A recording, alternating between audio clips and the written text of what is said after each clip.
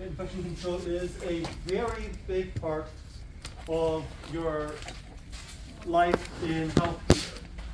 A lot of times when we get new rules or we get new policies, it is due to infection control reasons. Right? For example, in lab we discussed how you can't wear gloves out into the hallways, right? Why? Infection control. In lab we discussed how you should always be washing your hands before and after every patient. Why? Infection control. So, on markers. Tape on markers. right. Why can't we use tape on our markers anymore? Infection control. Why shouldn't you have zippers? Infection control, right?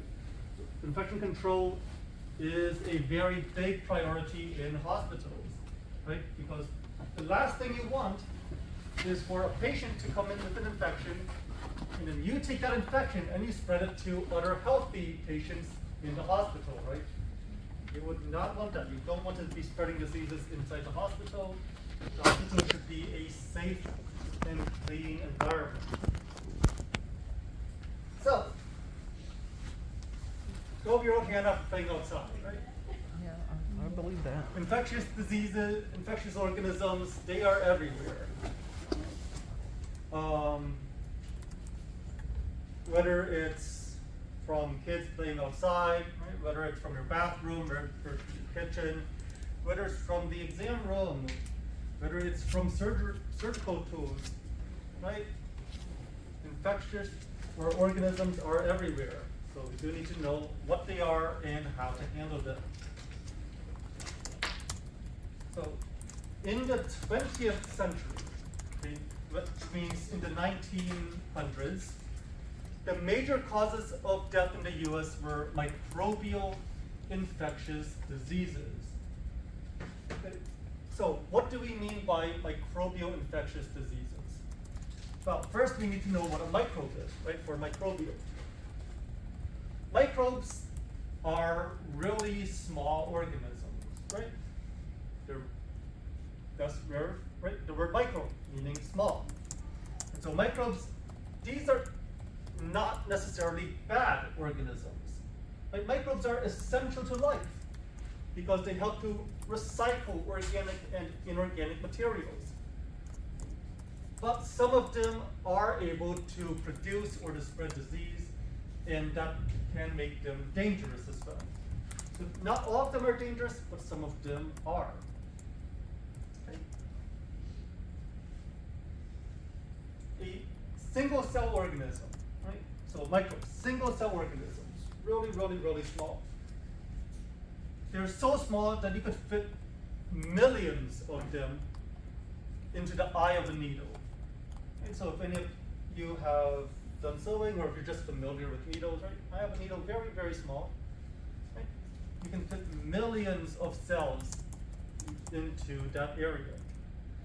Okay. Microbes are considered to be the oldest form of life on Earth. So the idea is that life started with microbes, single-celled organisms, and eventually microbes grew together and formed multi-cell organisms. Yes? Are we like just scratching the surface of biology essentially, or are we going to actually dive into like eukaryotes, archaeotes, and those sorts of things? So we're not going to go that deep in. We're mainly going to be focusing on microbes and especially infectious microbes. So this is just kind of like an overview of what microbes are, how we kind of got where we are. Thank you. You're welcome. Now, microbes can be a major threat for immunosuppressed peoples. So, first of all, what does immunosuppressed mean? What is an immunosuppressed person? Their immune system doesn't work properly. Okay, immunocompromised, immunity is compromised. What does that mean? Can't fight off infectious disease. Fight. All right, sorry, too many. Okay, yes, Emily. They have a low immune system. Low immune system. Okay, what is an immune system? Yes, Cody. It's just a system in place to help fight off like bacteria or just things that aren't supposed to be in your body. Okay, a system to fight off things that aren't in the body. Okay? So, immunosuppressed person. A person with a system that's meant to fight off things that are foreign to the body, but is, what is the word that was used? A low immune system? So, not working very well, not functioning at full capacity. Right? All right, very good. So yes, it is a person that has a weakened immune system, and this weakness in the immune system could be caused by disease, it could be caused by drugs. Sometimes it's just genetic. Sometimes they're born with a poorly functioning immune system. Right? There was a movie a long time ago. It feels like, what is it, Bubble Boy? Oh, Right? yeah. Immunosuppressed or immunocompromised. Okay, so microbes can be very dangerous because if the microbe is foreign to the body, now this immune system is no longer able to properly fight it off. It's no longer to remove the microbe from the person. Okay. So, examples of immunosuppressed people. Okay, people with autoimmune diseases, or cancer patients on chemotherapy drugs. So let's take the first one, autoimmune diseases. First of all, what is an autoimmune disease? Okay, yes, Jay. It's a pathology within the, like, originated within the body. A pathology that originates within the body. Like, Okay. the body sort of attacks itself. Body attacks itself. All right, great. So, if you're not sure, okay, just take the word in parts, right? Auto. What does auto mean? One cell. By itself. Yes, auto means self, right? Automobile, right? Self moving, right? As opposed to a horse which, moves the carriage for you.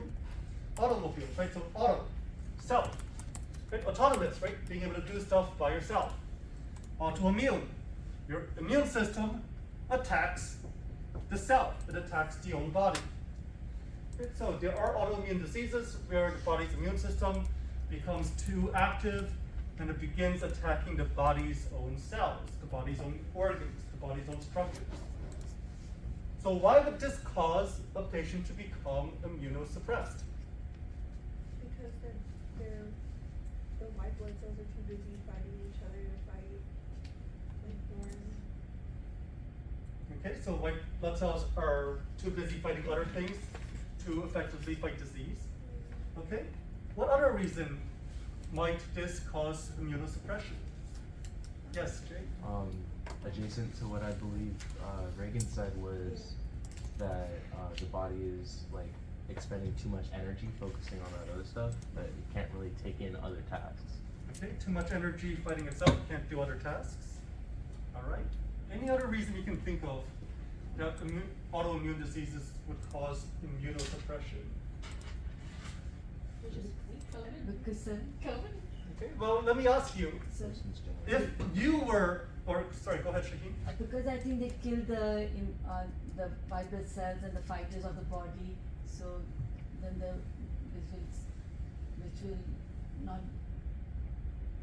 which will weaken the defense systems.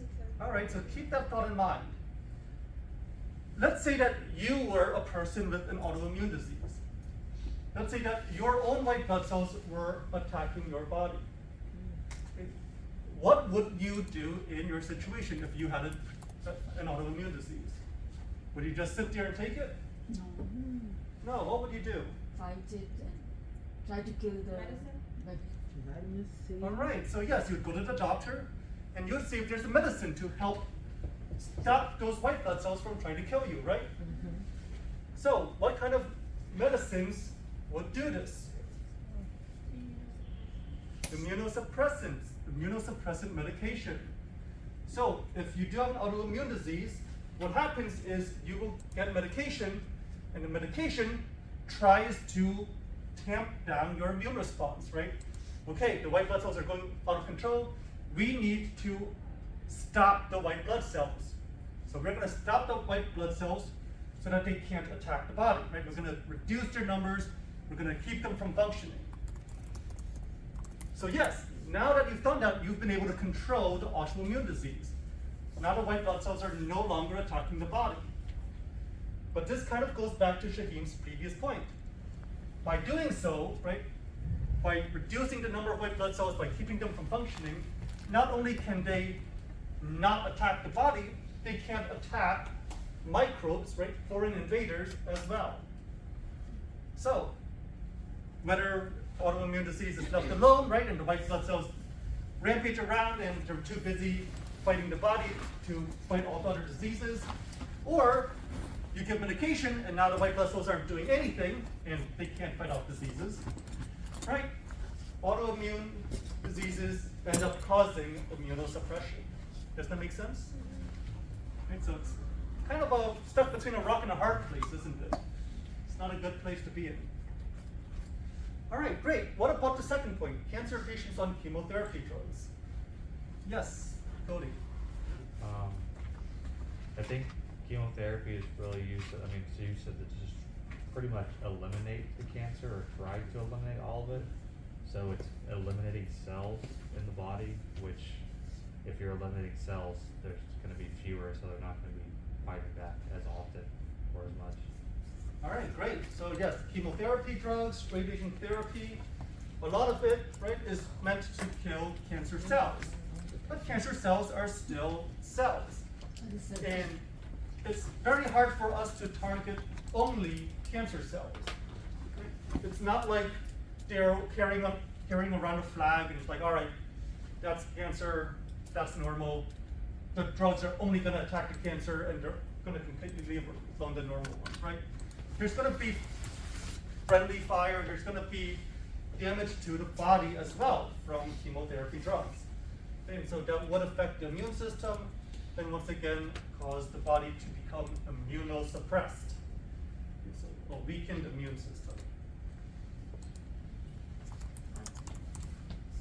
So let's go to the next part of our definition, right?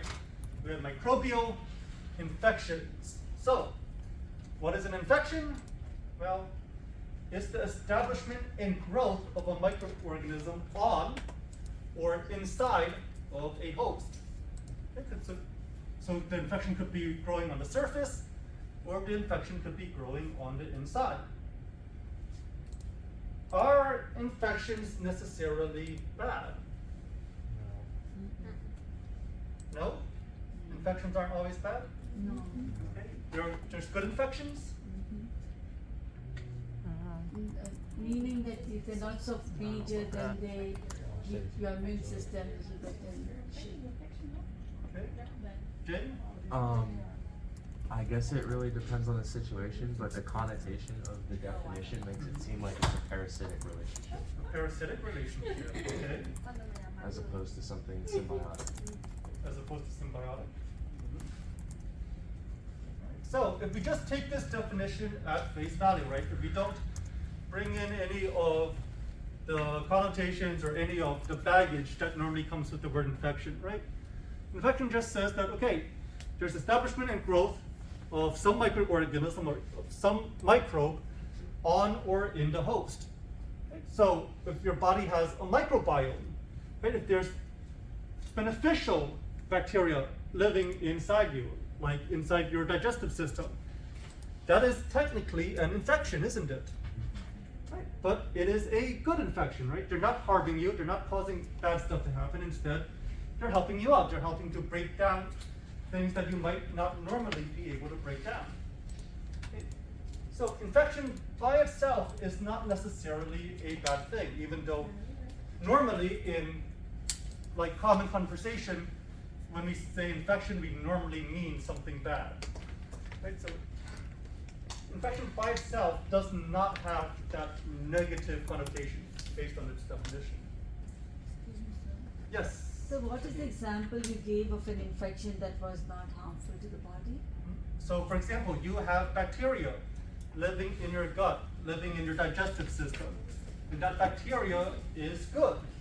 Right? You need that bacteria in order to help break down certain materials, right, to help digest waste. So those bacteria are not causing harm where they are, but they are established and they do grow in that area. So it is an infection, just not a harmful infection. Yes? So then the second definition would be may cause disease instead of just can cause disease? Yes, okay, yes, so may cause would probably be better. Let me see. What does the book say? Micro.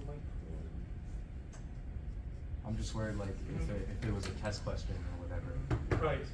So yes, microorganisms do not necessarily cause disease. Right? They can grow in an organism, they can cause disease, right? But they don't necessarily do so. Right? For example, very common example is E. coli. Right? You have E. coli in your large intestines. E. coli is not harmful to you while it stays in the large intestine. Okay, so E. coli is a microbe, but it is an infection because it has established itself, it grows in your large intestine, but it's not harmful, it does not cause disease while it stays there. But if that E. coli somehow enters your bloodstream, and now it spreads to other parts of the body it should not belong in, then it can cause disease. Like then it could become harmful. So it's a matter of where it is it okay for it to be there? So not all microbes are harmful, and not all microbes are always harmful, right? Sometimes they can be harmful, sometimes not. So that brings us to this question here. What is the difference between a microorganism and a pathogenic microorganism? Yes, Jay. Other than like us just talking about it, I would just assume whether it just benefits the body or not. Okay, whether it benefits the body or not. All right. Anyone else? Okay, I keep seeing the same hands over and over. Maybe I should start calling on people.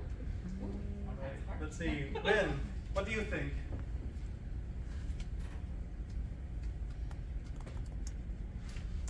What do you think is the difference between a microorganism and a pathogenic microorganism?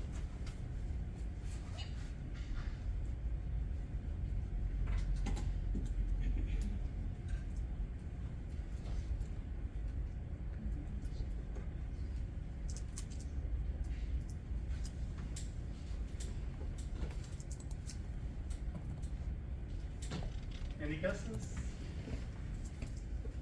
Need to phone a friend? Well, all right, Lynn. Would you like somebody to help you? Okay, choose somebody, please.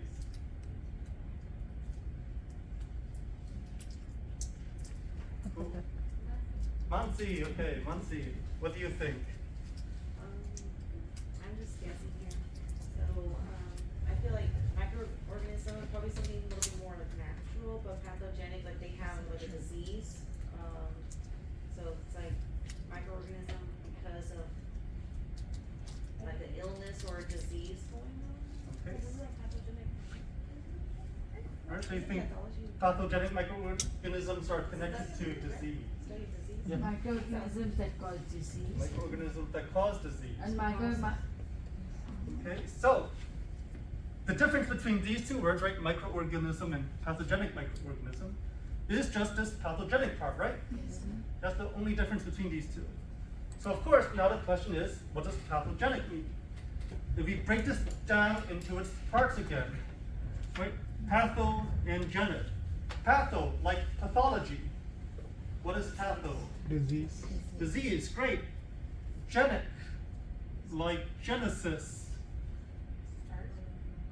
Start, close. Reformation. Okay, yes, creation, formation. Right? So, pathogenic, a microorganism that creates disease. Right? So, a microorganism is your umbrella category, right? All your microbes, right? All of your tiny organisms, those are your microorganisms. But within that umbrella, you have a small section of them which can cause disease, right? Those disease-causing organisms are your pathogenic microorganisms. Right? So you have non-pathogenic and you have pathogenic. Those that do not cause disease, those that do cause disease. Right? But both of them fall under the giant umbrella of just microorganism. Does that make sense?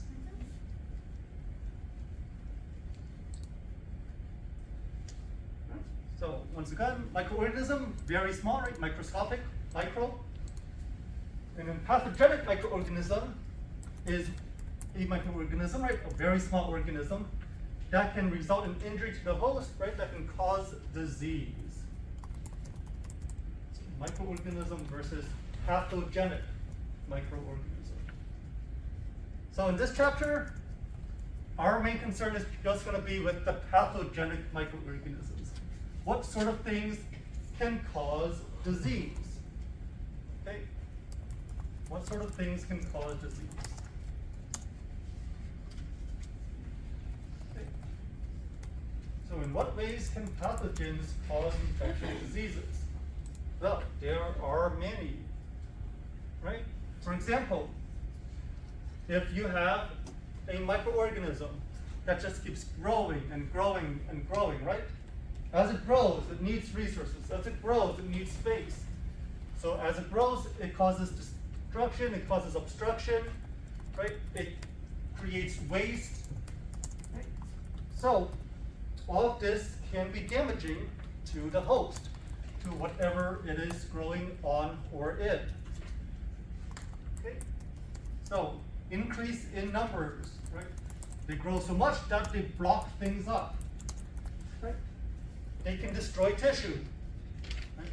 So when they grow, they take up the space, they destroy the tissue, make it their own, they take the nutrients out of the tissue gets destroyed. So they can be harmful to the tissue, to the cells around it. And then finally, they can secrete organic substances called exotoxins.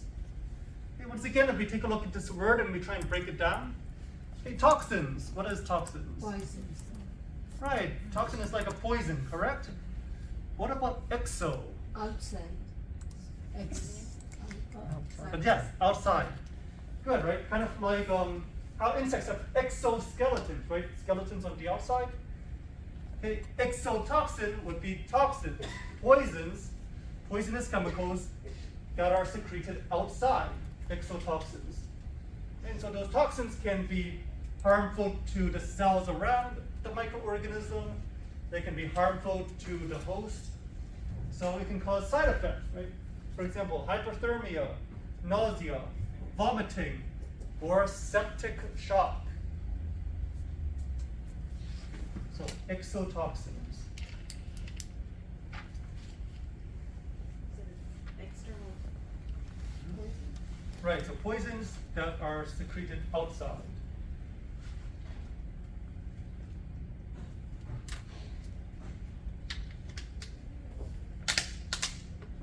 So it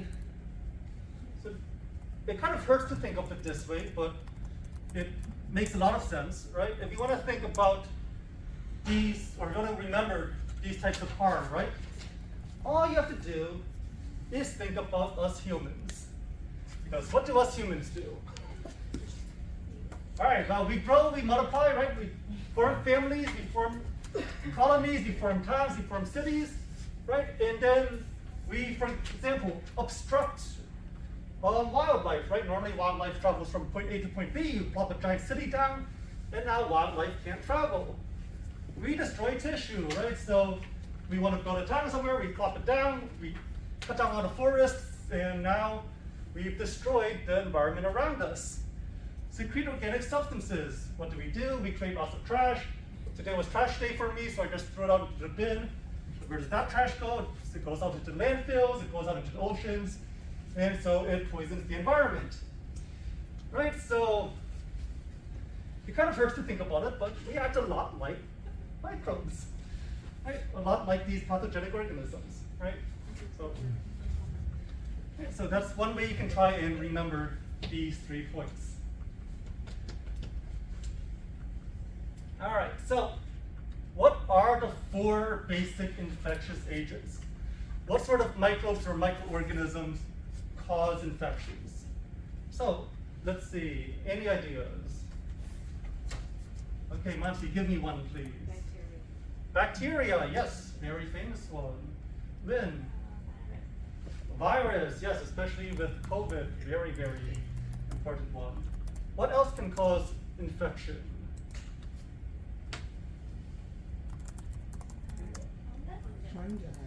Fungi, yes. Okay. Make sure you do have the I at the end, right? Not just fung, but fungi. Okay.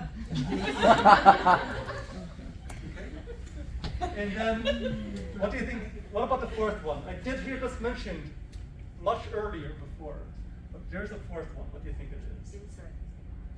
Okay, it's related to insects.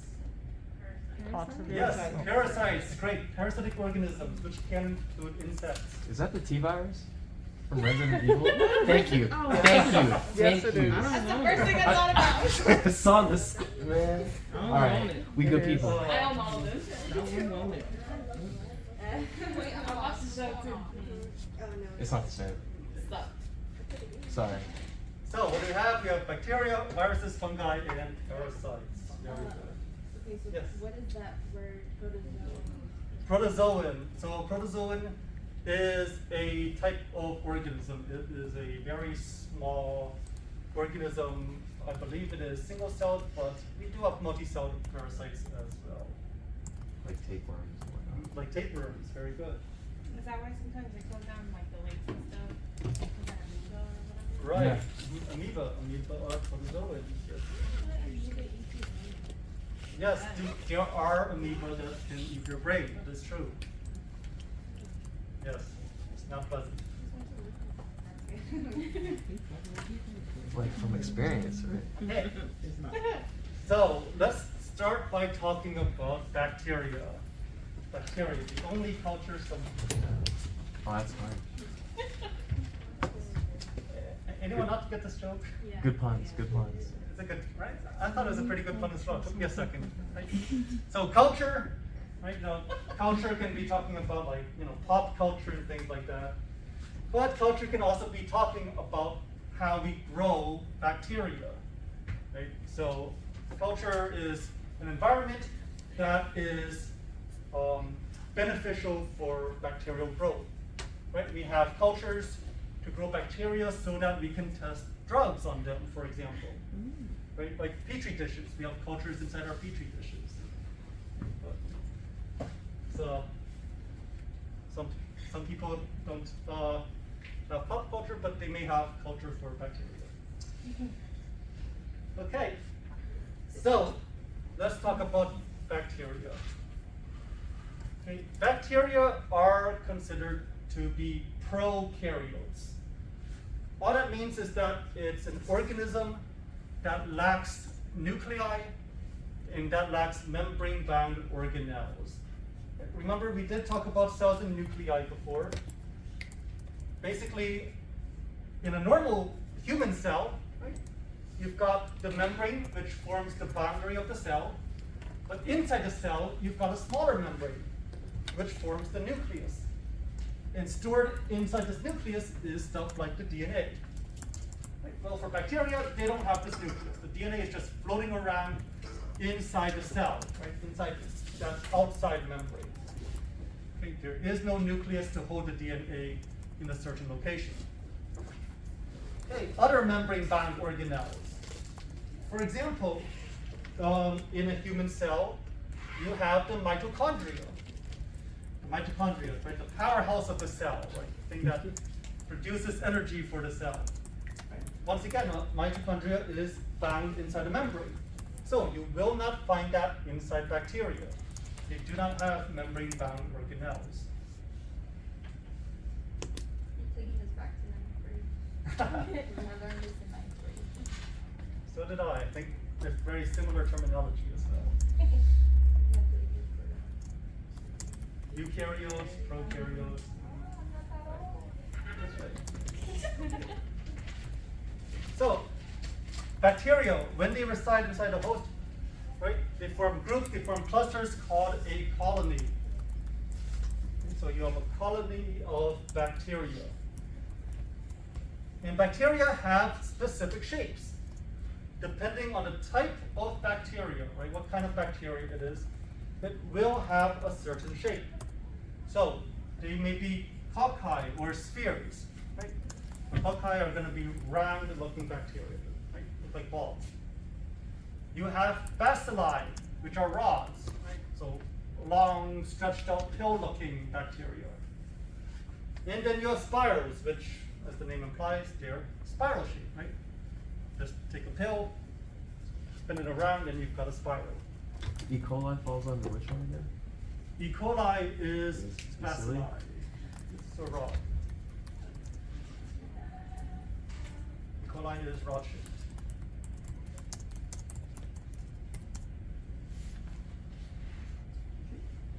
And so, these shapes, right, whether they're spheres, rods, or spirals, that describes the bacteria's morphology. It describes the shape, describes the size of the bacteria. Okay. All right, so morph, right, shape, and then your logi, study of, so morphology, looking at the size and shape of those bacteria. More is size and follow is shapes of them. So morph, right, is talking about shape.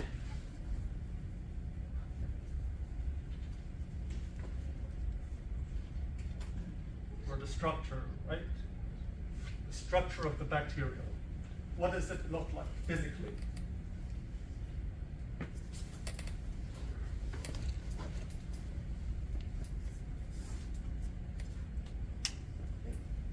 Okay so far?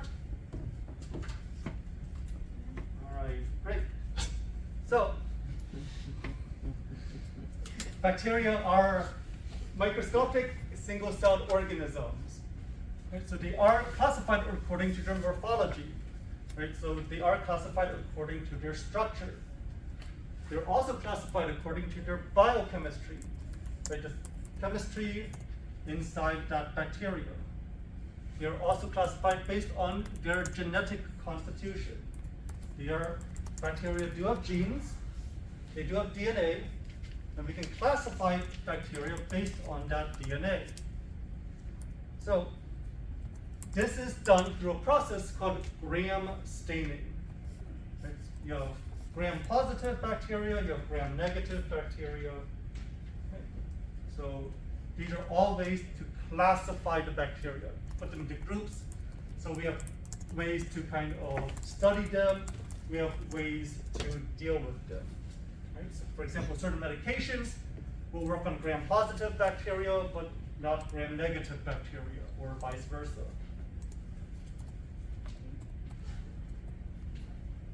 By the way, if you've seen the products are like kills 99.99% of bacteria, 0.01% of bacteria.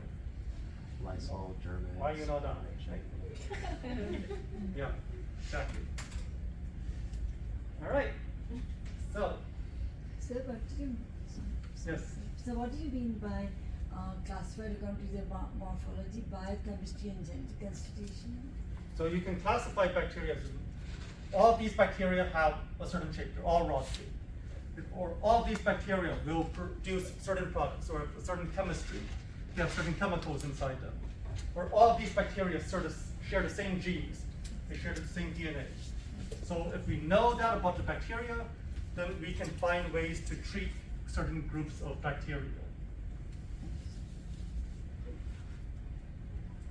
Right, so why is it hard to kill bacteria? Well, bacteria can produce endospores. See, endospores are metabolically dormant structures that are highly resistant to external environments. That's a lot of long, fancy words there. So, can someone take this definition and break it down into something a bit more simple? Let's see. Angelica, how about you?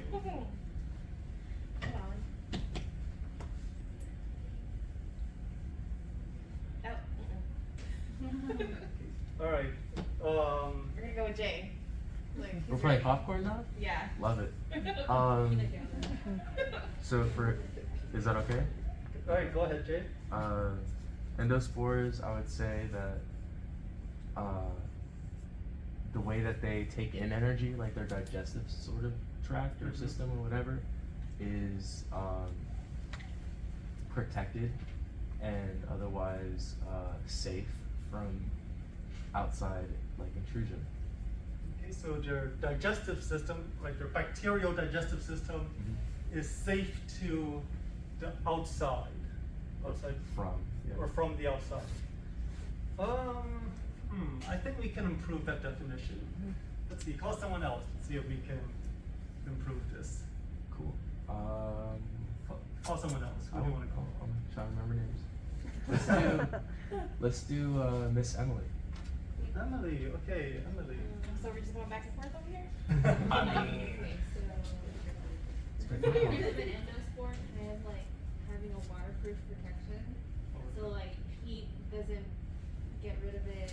You can use different soaps and cleaners and it's not gonna get rid of it. Okay. So that's what I think when I see an endospore. All right. Good. So kind of like Jay said, right? Resistant to the outside environment, resists cleaners, resists soap, resists heat. All right. But we still need to tackle this metabolically dormant part. Right. So let's see. Who would you like to try and explain that? You next. I see a hand behind you. Someone's volunteering for you. They live in their own community, kind of like stacked up, so that the middle part always stays functioning, kind of regenerates itself. Okay, it lives in its own community, stays stacked up. Okay, I see how you could see that. All right, so if I was to try and break this down, my example. Okay, actually, you're all pretty young, so I don't know if you're familiar with them. Anyone remember the old Nokia brick phones? Yes. You have one. Which ones were those? Like that's like the very first cell phone, right? It's like a giant brick. It was like 3 inches thick. Yes. Oh, Yeah. Oh, yeah. A car? I still have like 80% No, on no, mine. it was a cell phone. You could carry it around. The big thick one. You talking about the big Some of thing? them had like an antenna, like Yeah. it's like a walkie-talkie almost. Yeah. My mom had. You can still get those. You can still get You can still get those. Well, Nokias were pretty famous, right? They were famous for being near indestructible. You could take that phone, you could throw it on the ground, you could throw it against the wall, you could throw it in the air, have it fall back onto the ground. Quality. You could run over it with your car, and that thing would still work, right? It's not like your current phones where you sneeze on it and the screen breaks. So, Nokia phones, right? Very resistant to their external environment, right? You could do all sorts of things to them, they would not break down. Metabolically dormant just means that you took that phone and you turned it either into power saving or you turned it off. Right? So it's not using up energy, or it's using up a minimal amount of energy. So it's in like sleep mode. Kind of like in sleep mode, exactly. So endospore is just a Nokia phone in sleep mode. All right, that is an endospore. The bacteria creates the structure, or turns into the structure, which uses up very little energy and resists all sorts of things from the outside. Right? So it's just hibernating, it's sleeping, it's taking a rest, it's not doing anything, right? But it is resisting damage from outside. So, for example, if the bacteria realizes it has entered a hostile environment, if the bacteria realizes it is in an environment which is dangerous to its survival, it will form an endospore. So it's going to say, all right, I'm just going to take a rest. I'm not going to do anything. I'm just going to protect myself, and I'm going to wait. And when I wake up, hopefully things will be better. Right? So you throw cleaners at it, you throw heat at it, right? It's hiding inside its spore. Once that's over, you're like, all right, I bet I got all of them, right? Got 100%. Nope, right? That 0.01% is still there. It's like, it peeks its head out, it's like, is the coast clear? Are we good? All right, back to growing. And then it enters its active mode again, and it turns back on. Okay, so, endospores are a survival mechanism for the bacteria. Right? They're a way for the bacteria to protect itself, get itself through some tough times, and then once the tough times are over, they can begin to reproduce all over again. And these spores can last a while, right? You can have spores that last years, right, inside their sleep mode before the environment picks back up and then they start to grow again. So the bacteria essentially uses protect, like it just Like a Pokemon, yes. Cool. Exactly. Okay, so of the bacteria that do produce endospores, there are two which are medically relevant. We have Bacillus and we have Clostridium. We have Bacillus and we have Clostridium. Clostridium especially is a very big one. Okay. So examples, Bacillus, the book gives you the example of pneumonia. Klebsiella pneumonia is a Bacillus bacteria. So the bacteria that causes pneumonia can produce endospores. Clostridium, the book gives you the example of Clostridium botulinum, right? If you've heard of botulism, right? Food poisoning, right? That would be caused by that bacteria. In the hospital, we have a very, very famous infection called C. diff. C. difficile. Clostridium difficile. Has anyone heard of it? I googled it. Heard of it? Yes. Anyone know how it's passed on? It's Feces. fecal to oral route. All right. So you handle a patient with feces. You don't wash your hands properly. You eat something, enters your body. very PG way of putting that. Well, I mean, hopefully you're not licking the patient, so. Hey. Right? But C. diff, Clostridium difficile, it is if you have a C. diff patient, you need to follow some very strict cleaning protocols. Right? You cannot use your normal wipes anymore. For example, the purple top wipes that we use in lab, those will not kill Clostridium. Why? Because they form endospores. Bleach water. That's right, we use bleach wipes. We have bleach wipes specifically for Clostridium. Right? You take your bleach wipe, it's super wet, you wipe down any surfaces that it may have contacted, and you leave it sitting there nice and wet for about 5 minutes. That's the only way to try and get rid of these endospores from C. diff. All right, so, yes?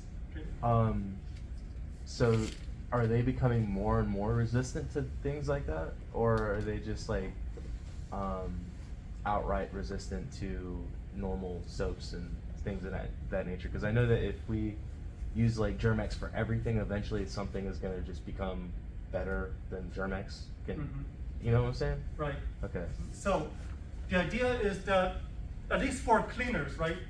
The cleaners, if you're able to kill off the bacteria, if you don't leave any survivors which can then take their resistance, multiply and create a new resistant colony, then you're not going to see resistance grow as quickly. Okay. So cleaners usually are okay-ish as long as you're using them properly in the right settings.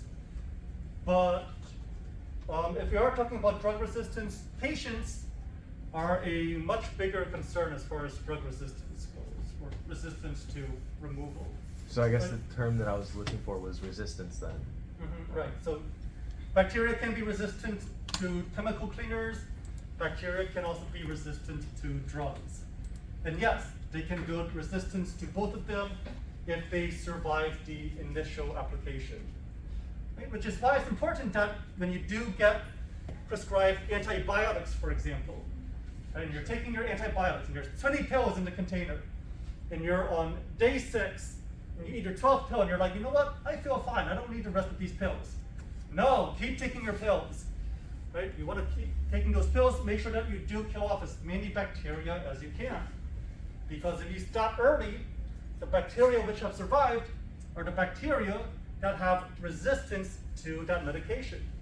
And then they'll grow again, and they'll get passed on.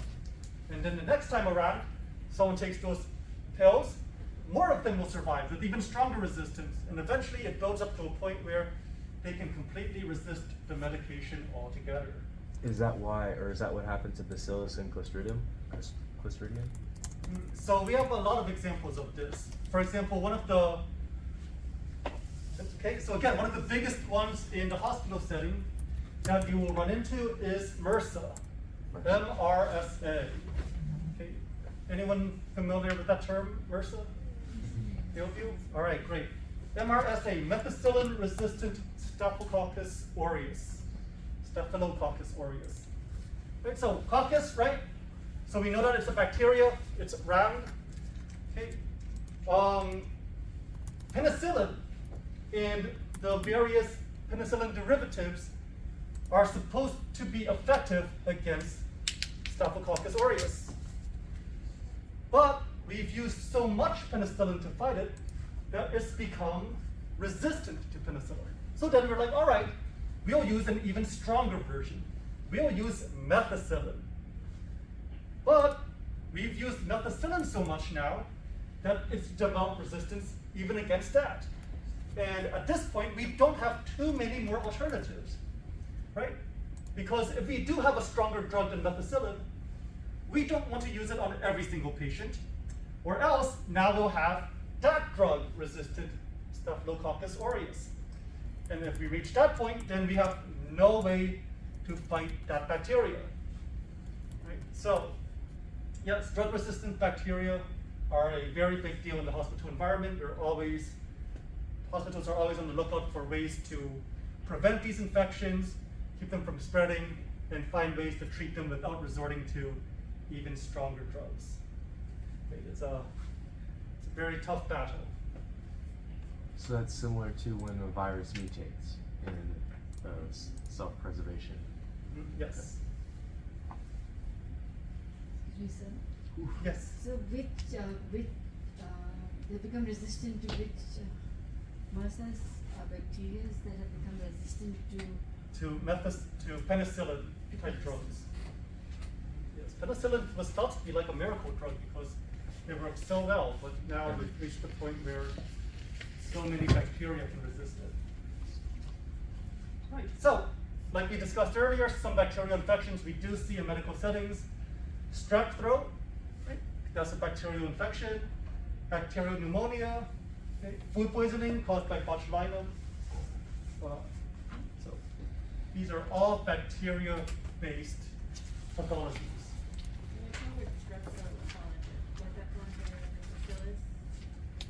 That's a good question. Let me see. I'm actually not sure.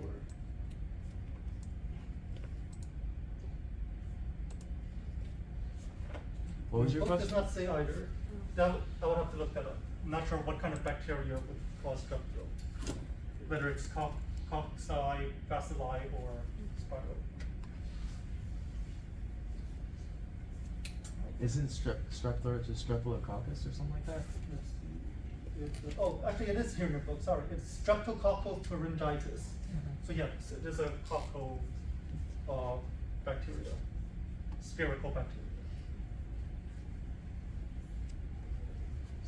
Okay. So, and then once again, right, you've got your cocci, which are your circles, your spheres. You have your rods, your bacilli, right, and then you have your spirals. Are we going to need to know these other ones? Spur, shed, stalk, hypha, I do not believe so. I do not believe you will need to know all of that detail. Right, just make sure you know these three basic shapes though.